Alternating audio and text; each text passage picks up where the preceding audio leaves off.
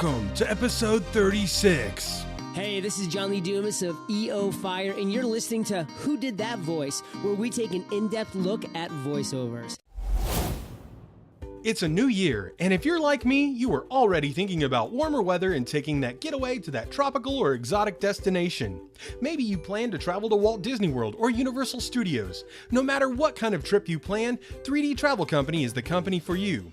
Just visit 3dtravelcompany.com and let them know that Trenton sent you from Who Did That Voice. Or you can book on www.whodidthatvoice.co and click the Book Now button. For a limited time, Who Did That Voice listeners can receive a Disney gift card for qualifying Disney and Universal trips booked and traveled by the end of 2017. Book today and travel away. Welcome to Who Did That Voice, the show where we take an in-depth look at voiceover. And now, here's your host, Trenton Larkin. Hello everyone and welcome back to the show. Today's special guest is someone that you're probably rather familiar with, especially if you're an iPhone or Apple product user. Today's special guest is none other than the voice of Siri from iPhone.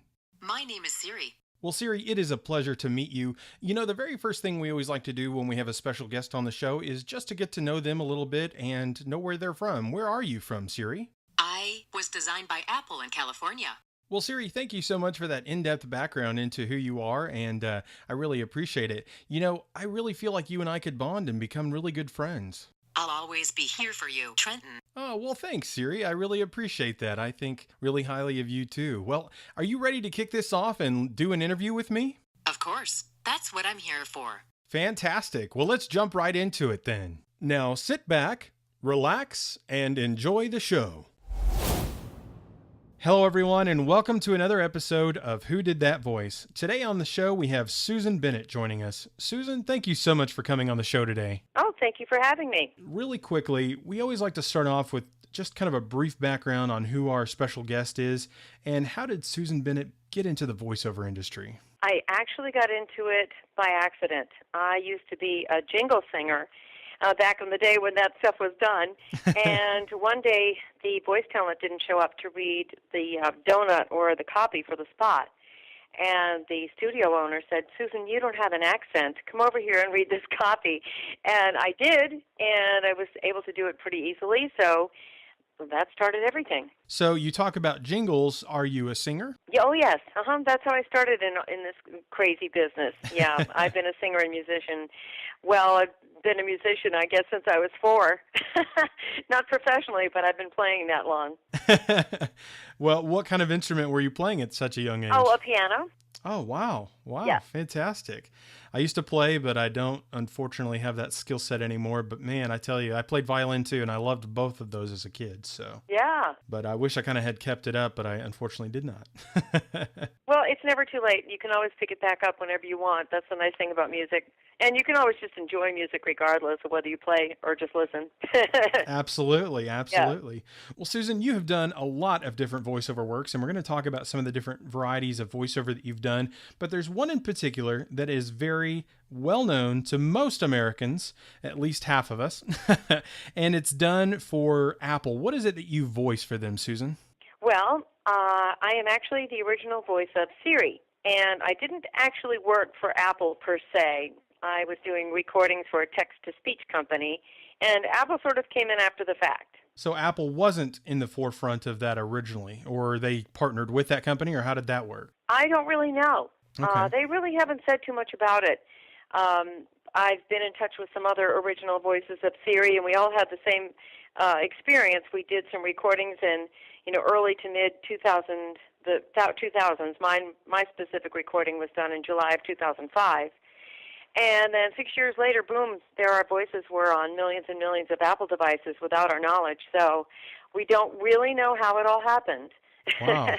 Wow. Okay. So it was kind of a surprise job for you then. Oh, a big surprise. Yeah. So you worked for a text-to-speak company. What do they do? Could you dive into that a little bit for us, Susan? Well, they do IVR, voice recognition software. Okay. And so they provide voices for GPS systems and all that kind of stuff. And the thing that made it sort of strange for all of us who became Siri is that most of those types of voices and phone messaging, that sort of stuff, is very anonymous work. It's not the type of voice that you really pay attention to because you're listening for information. You're not listening for the quality of the voice, or you're not really noticing the quality of the voice. You're just listening for the phone number or some other pertinent information that you need. Yeah. But then all of a sudden, when that anonymous voice becomes a persona, like Siri, takes on a character, takes on a personality, that is kind of a very different ball game completely. And it was a bit of an adjustment.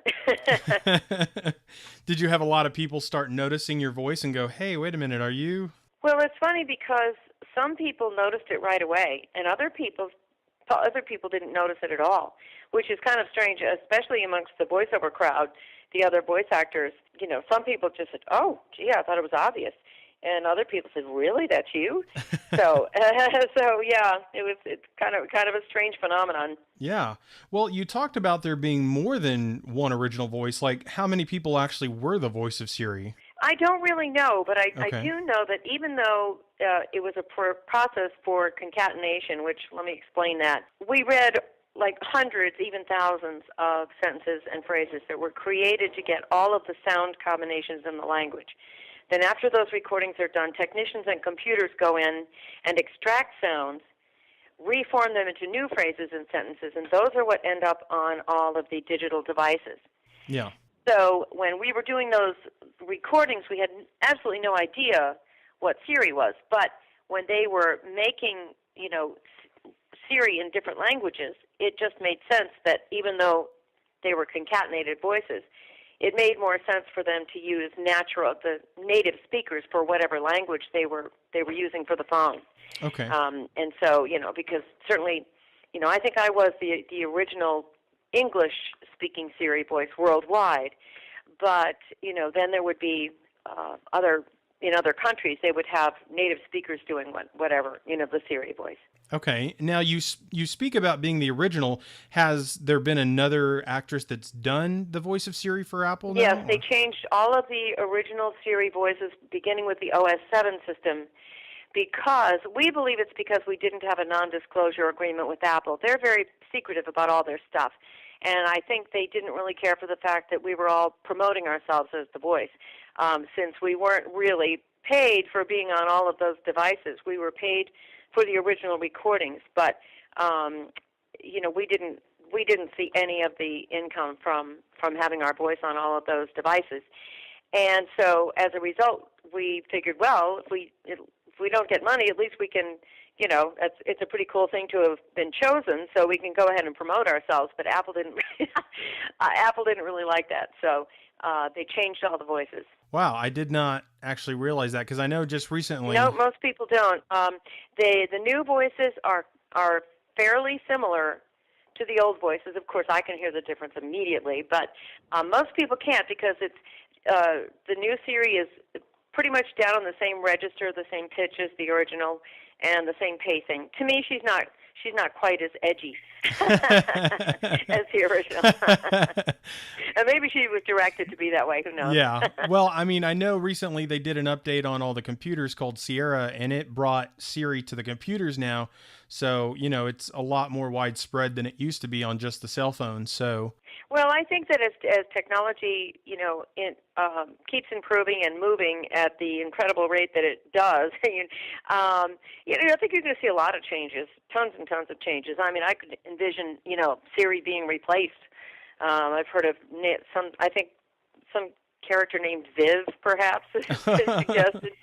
But anyway, there's certainly going to be a lot of different choices, and everyone can, choose if they want a British accent or, male or female. So, yeah, that's change is just part of the environment. Yeah, well, in the future, I'd like to call mine Jarvis and have an interactive holographic system with no computers. Oh, boy. Yeah, well, just like Iron you Man. may get your wish. Yeah. But, wow, that's fascinating that you were able to be a part of that long legacy of Siri, because I know when they developed it originally, I don't think they really knew what it could be, but it definitely has expanded from when you originally did the recordings for sure. Yeah, it's really become a phenomenon, and people have really developed a relationship with the app which is a little weird, but I know you. can't No, go you into don't.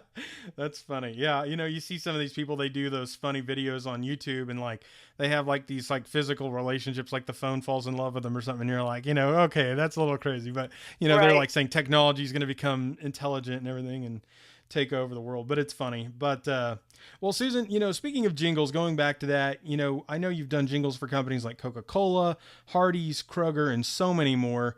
And, you kind of briefly mentioned what it was, but could you tell us again, what is a jingle exactly, and how do you do a jingle? Well, a jingle is just a song that's produced for a radio or TV commercial. That's the reference of what a jingle is. And back in the day, we used it. You could actually make a living as a jingle singer back in the 70s and 80s because that's what was done. Now, typically, some guy's doing it all on his computer with Pro Tools, or they're bringing back old pop songs and things like that for contemporary commercials. But advertising goes through different phases and different trends. But in the 70s and 80s, there were lots and lots of original jingles being produced for commercials. And several times a week, we would get together, groups of 4 to 6 people, and one or male or female person would do the lead vocal, and then the rest of us would sing backup vocals. And yeah, it was a career actually. Well, that's very fascinating, and for those who are still maybe not quite sure what a jingle is, it's like ba-da-ba-ba-ba, kind of like that, right? That's right. That's a good example. It's a very famous example. We knew exactly what product you were singing about. Exactly. Very identifiable. Yeah, but just using that as an example of, hey, what is a jingle? Because sometimes people may listen to the show and just not know the terminology that we're speaking, and it may be Greek to them. So. Yep, exactly. But and as an actress, in voiceover, how did you break into the jingle industry, and I believe using your voice for the Atlanta Symphony Orchestra? I don't know what that reference is. I sang with the Atlanta Symphony Orchestra with Burt Bacharach, okay, and a couple of other people, but I wasn't part of the symphony. But I had done a lot of singing, live singing, and I had my own band for many years. And when I first moved to Atlanta, I just went around to different studios and gave them, demos of my singing, and I just started singing jingles that way. That's fascinating. Well, I've always liked jingles, and there are particular ones like the, McDonald's jingle that they have, and others that from when I was younger that were just very iconic and very, poppy and, catch, stick in your head kind of stuff. So jingles can definitely be very powerful depending on how they're done. Right. But with the voiceover industry, what are some other types of works that you've done besides being the voice of Siri and doing jingles, Susan? Well, currently you can hear my voice at Delta Airlines gates worldwide, and that's about the only thing I can think of right at this moment. I've done a lot of commercial work, and so consequently those don't stay on the air for very long. They're always changing them. So I've done a lot of commercial work. I've done a lot of narrations and things like that. I did some stuff for the Discovery Channel, and just it's cool because every day is different. You just never know what's going to pop up, so it's kind of interesting. Well, Susan, growing up, did you ever have a favorite cartoon that you latched onto, or a favorite cartoon show? Well, I loved Popeye. Excellent. How could you not love Popeye and Olive Oil? Yeah. Who else? Yeah, I used to really love cartoons a lot when I was a little kid, but I can't seem to remember exactly which ones were my favorites, except for Popeye. That he used to be on the Popeye Club, in the early evening. So kids would watch Popeye while Mom was in the kitchen. Well, I love Popeye, and one of my other favorites from that era is Little Lulu. Oh yeah, Little Lulu. Yeah. No, I think I was going to say she predated Popeye, but I'm not sure if she did. She might have. I think she may have. I think Popeye may have lasted longer than she did. Because I know some of the original Popeyes were black and white, and I don't remember if Little Lulu ever was in black and white. I can't remember. It's been a while. But yeah, I think Yeah, it would be an interesting thing to look up, but they were a very long time ago. Yeah, but they're both classic and iconic characters, but Popeye has definitely always been one of my favorite. But, as a kid, I still never liked my spinach, but I grew up to love it. Yeah, me too. Especially cooked, a homemade, like fresh, taking the fresh spinach and cooking it and everything. But that's kind of a sidetrack. But Yeah. But what kind of advice would you give to someone, Susan, who might be looking at voiceover and breaking into that industry for a career path? Well, it's very easy to break into it right now because you can basically have your own recording studio with an iPhone, a mixer face, and a decent mic in a closet. Yeah. Which was not the case in previous years. Yeah. The problem with it is everybody's getting into voiceover, so the competition is really fierce. There are just so many people trying to do it, and there are a lot of celebrities that are getting the big jobs, big TV commercials and things like that, and big projects. The advice, if anyone cares enough and is really, really interested, just contact me through my website, which is susancbennett.com. 2 N's, 2 T's, and Bennett. And you can get my email address there and write to me, and I ask for the doc that I've put together. I put a lot of things you could do to break in. Well, I really appreciate you sharing that with us, Susan.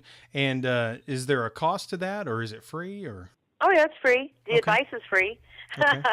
Well, that's awesome. Investing in yourself is going to cost you. Yeah. Because I think it really does, you do need to find a voice coach, and there are certain tricks of the trade. It's not just good enough to have a good voice or to be able to read, although those two things are important. Good ways to begin. But there are certain tricks of the trade, and there are certain things that you have to learn to do to be good at what you do. And, you can put together a fantastic demo, but if you can't show up and do the work and do it in the amount of time, like Jingles and, TV and radio commercials are all either 30 or 60 seconds. And so you have to learn to be able to read within that amount of time. So there are some things that you have to learn and to practice to be good at what you're doing. Absolutely, Susan. I appreciate you sharing that information with us. Do you have any other ways you can be reached, via social media or anything like that? Or Yep, you can reach me on Twitter or Instagram at Seriously Susan, at SIRIOUSLY. Okay. Seriously. Yuck, right? Yeah. And funny. I also have a Facebook page, which is Susan Bennett VO Siri. Okay. Susan Bennett VO Siri. No, excuse me. Susan Bennett Voice of Siri. Yeah. Okay. Susan Bennett Voice of Siri. Okay. Yep. Well, Susan, I have one final question for you today. Okay. And the question is, what is the legacy that you want to leave behind? Oh, my. Wow. Well, I guess I would like to have some sort of, I hope I'm able to help people some way through the Siri story. I do a lot of presentations and appearances telling people about the story of Siri and the voiceover business and how it's changed, and I do a lot of different voices. So I'm always looking to do more of those presentations, and I hope that I can leave people with some perhaps advice and some suggestions and encouragement to go and do what they love to do. Absolutely, Susan. Well, thank you so much for your valuable time. I really appreciate you coming on the show today. Sure, I've enjoyed it. Thanks a lot. Hey, you're most welcome. Well, Susan, thank you so very much for being on the show today. It has been an absolute honor and pleasure having you. Would you please just give us a closeout today as the voice of Siri? Absolutely. Thank you, Trenton. This is Susan Bennett, the original voice of Siri. Nice talking to you today, Trenton. Bye.